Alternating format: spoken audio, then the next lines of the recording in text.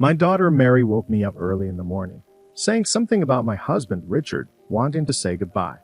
It was a shock to hear, and when I asked Mary for details, she insisted that Richard was planning to leave.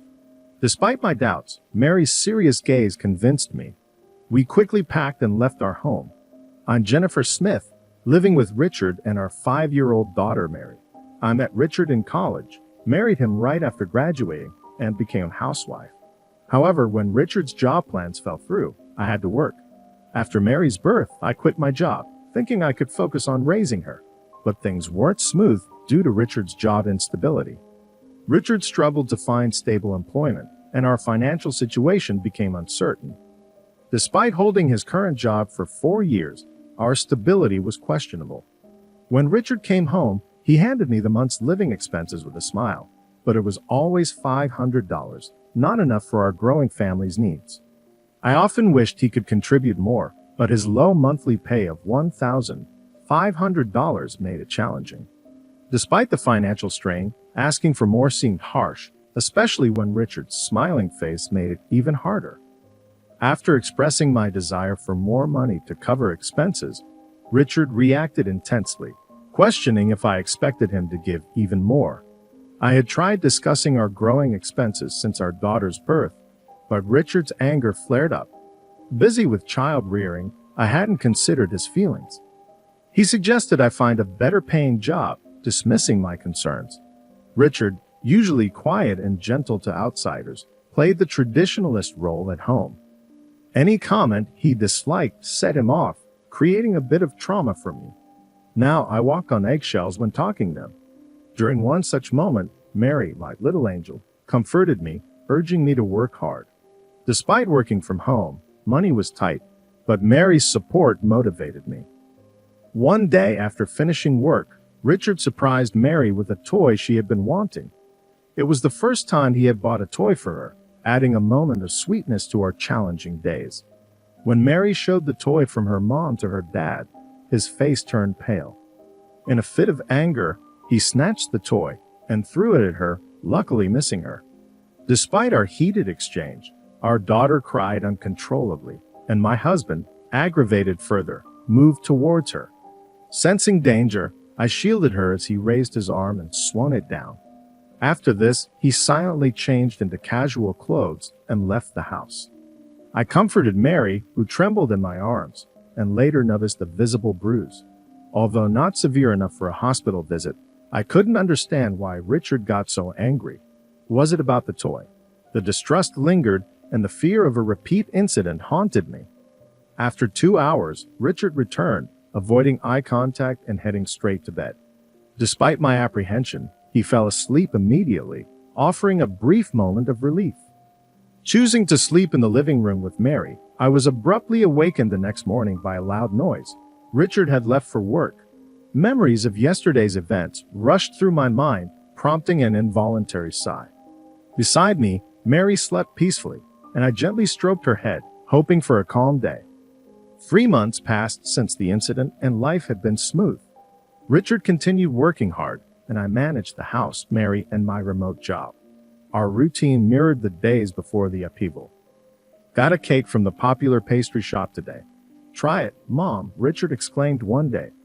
Grateful, Mary thanked him, but he apologized for not getting one for her, promising to do so next time.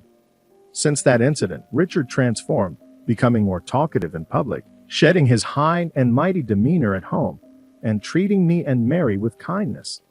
Despite the positive changes, one concern lingered: the monthly expenses. Although his salary remained meager, he started giving me his entire paycheck, insisting it was the right thing to do as the breadwinner. I hesitated, saying we didn't need that much, but he argued that it was necessary to avoid embarrassment.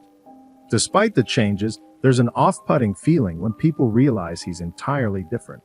At a moment, I felt indescribable unease. When Mary asked her dad to play, it had been a while.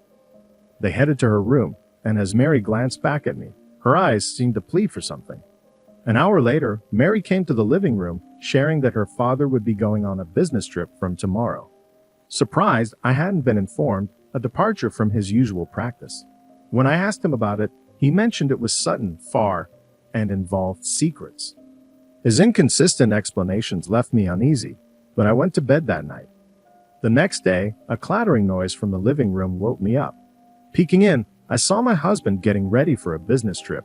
He was leaving early to start work as soon as he arrived. Being early is good, but it's only 5 o'clock and why so soon? I questioned. His response was, well, I'm just a low-ranking employee. I should be there earlier than others. Saying this, he swiftly left for his business trip. His behavior felt off, and something seemed amiss. Just as I pondered this, our daughter suddenly woke up and declared, "You should divorce Dad now." I unintentionally expressed surprise at her early morning statement. It was unexpected for a young child to wake up and suggest such a thing. Wondering why she said this, I asked for details. Mary explained, "He's planning to say bye-bye to you." Wait, bye-bye, is that true? I found it hard to believe that he would consider such a thing, but Mary's serious eyes stared straight into mine.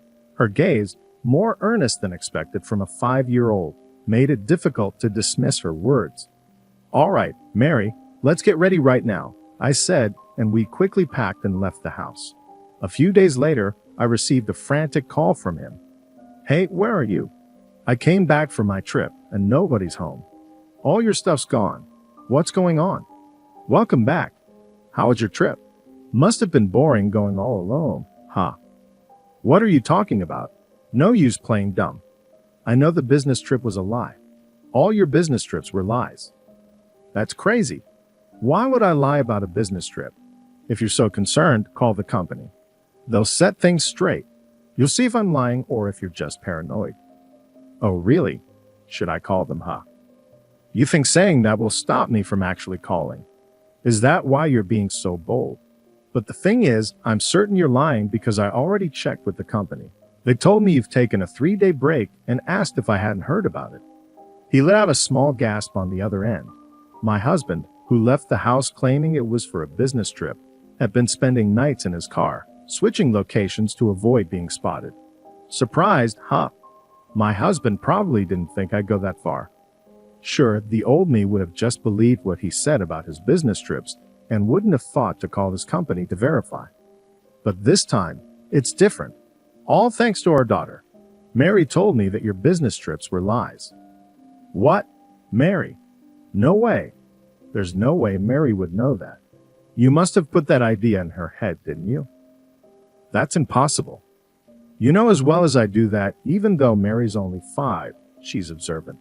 She watches everything closely, including what we're doing and thinking. Despite being just 5, Mary has a mature perspective, probably because of all the TV dramas I watch. She was always fussy as a baby, and I thought she'd grow out of it. But with her it lasted longer and was worse than I ever imagined. During those times, I'd often watch TV dramas while trying to soothe her.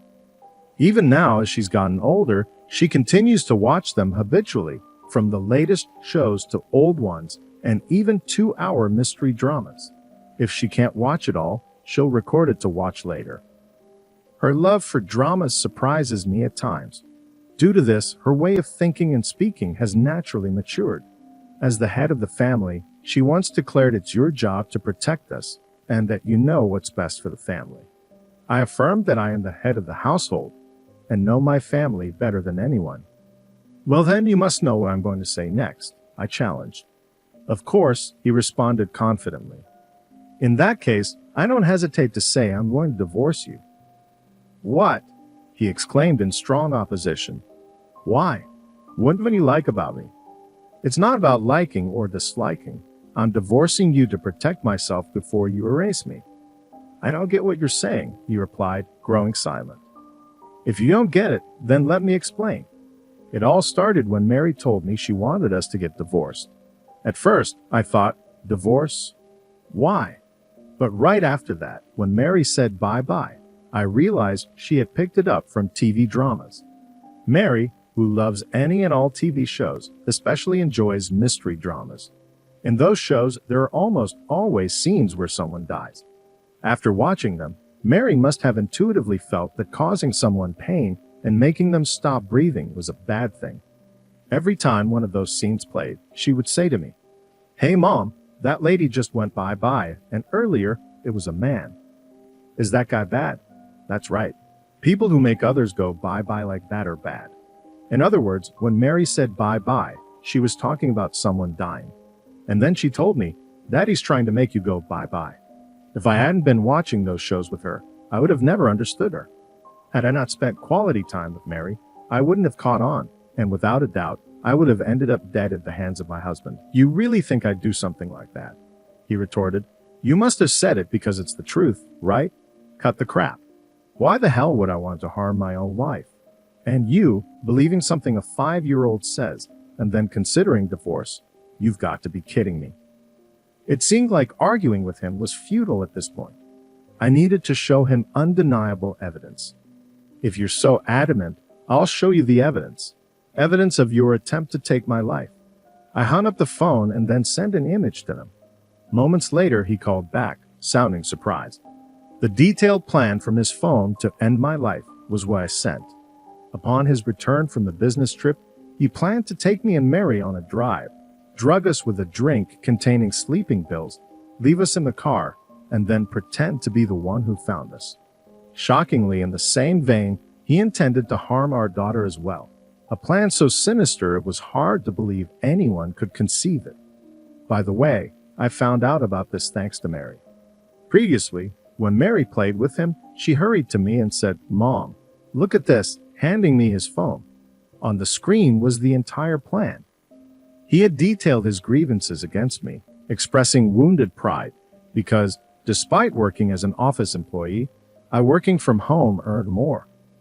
Over time, his wounded pride turned to jealousy, leading him to believe that without me, his pride would remain intact. So he started researching ways to get rid of me online. You went through my phone, he accused. I didn't intend to, not until Mary told me, I defended. Mary knew what was on his phone, dating back a while. Once, she asked him to watch a TV drama, but he wouldn't give up the TV he was watching. He told her to play a game instead and handed her his cell phone. When she unlocked the phone to play, she came across a screen she had never seen before, the meticulous plan he had made to get rid of me. That screen eerily resembled a plot from a TV drama she had watched. That's how Mary realized what he was planning. You had no right to snoop, he argued. How can you even say that? You realize what you were planning, right? I'm just glad I trusted Mary. If not, who knows where she and I would be now. He hung up without another word. Right after that, an email popped up on my cell. It read, Don't think this is over. I've got plans too. 2 hours later, to my shock, my husband showed up at my parents' house. I knew you'd be here. How did you know I was here? He questioned. I always knew you'd run back home. It's pretty obvious, I responded. Behind me, our daughter looked terrified. Go to the back room, I instructed, and she nodded, heading to the back room. I never thought he'd come all the way to my parents, but now that he's here, I have no choice but to face him. So, what brings you here? Surely you're not trying to take us back, are you? That's exactly why I'm here. We're a family after all. We should be together, he insisted. You who's been threatening Mary and me? Give me a break, I retorted. The confrontation continued. Don't worry about what happened before. I've changed. Let's live happily, just the three of us. For you and Mary, it's definitely a lie. I observed, seeing it in his eyes. I've told you before, I'm going to divorce you. I've already consulted a lawyer. A lawyer, huh? Well, they mean nothing if I don't agree. That might be true, but it won't come to that, I said, showing him something. Isn't that the plan I recorded? What's the point in showing me that now? Trying to threaten me with it, he scoffed. Even so, I ain't going to divorce you. I'm not as low as you to threaten you. If I did, people would think I'm just like you. What I did was tell the police everything, along with all the evidence. The cops? Of course, you think I wouldn't do anything when my own husband's trying to kill me, I declared. Hearing about the police enraged him, and he lunged at me. I tried to shut the front door in haste, but he forced it open with his strength. You think this is a joke? He shouted, a completely different person than the mild-mannered husband I knew. In the face of his raging strength, I felt helpless. Mama, I heard Mary's voice from behind. Looking back, I saw her trembling in fear, but still looking at us. She's so scared. It's okay, sweetie. Mama will protect you, I assured her, feeling a newfound strength. Maybe it's the power of a mother trying to protect her child. I tried with all my might to close the door, but his strength was beyond anything I imagined. I just can't anymore, I thought. It was then. What are you doing? At the same time as the voice, my husband was blown back, screaming in horror. Ha! Trying to make sense of what had just happened, I peek outside through a small gap in the front door. Jennifer, are you okay? Dad, just in the nick of time, my father appeared. Dad, why are you here? I thought you were on a business trip starting today. I forgot something at home, just came back to grab it. I felt a huge relief knowing he was here, even if it was just a coincidence. But what the heck is going on here? Oh, gulping in fear of my father's intense aura, my husband seemed to lose all strength in his legs and just collapse right there on the spot. And it's understandable. My dad stands tall at 6'3" and is built solid. Having practiced judo during his school days, even now, he keeps himself fit by hitting the gym regularly. He doesn't look a day over 60, and with his impressive physique, even the young and reckless would avoid messing with my dad. There's no way my husband could stand a chance against him. So, you're going to tell me why you're here and what you were planning to do to my daughter and granddaughter. Unable to bear the tension any longer, my husband tried to leave, tears streaming down his face. But in the next moment, several men grabbed him. Don't move. What the? Let go. Get off me. Struggling, my husband was subdued by several police officers and was taken away right then and there. That was close. By the way, what brought Richard here? My father inquired. He probably came to say one last extreme goodbye, I answered. Later, my husband, who was arrested, was sentenced to 10 years in prison for attempting to harm me and my daughter. During that time, my parents, my daughter, and I moved far away just to be on the safe side. I left all matters related to our divorce, child support, and property settlement to my lawyer, ensuring I didn't have to see my husband. Half a year later, I heard from my lawyer that my ex-husband was serving his sentence as a model inmate. However, after finishing his sentence, he's going to work offshore, which means he won't be leading a decent life for quite some time. On the other hand, I've been living happily in our new home with my daughter and parents. Mary, could you take this over to Grandpa and Grandma? Yeah, just be careful not to drop it. I'll be fine. These days, unlike before, our days are filled with laughter, free from stress. I sincerely hope these days last forever,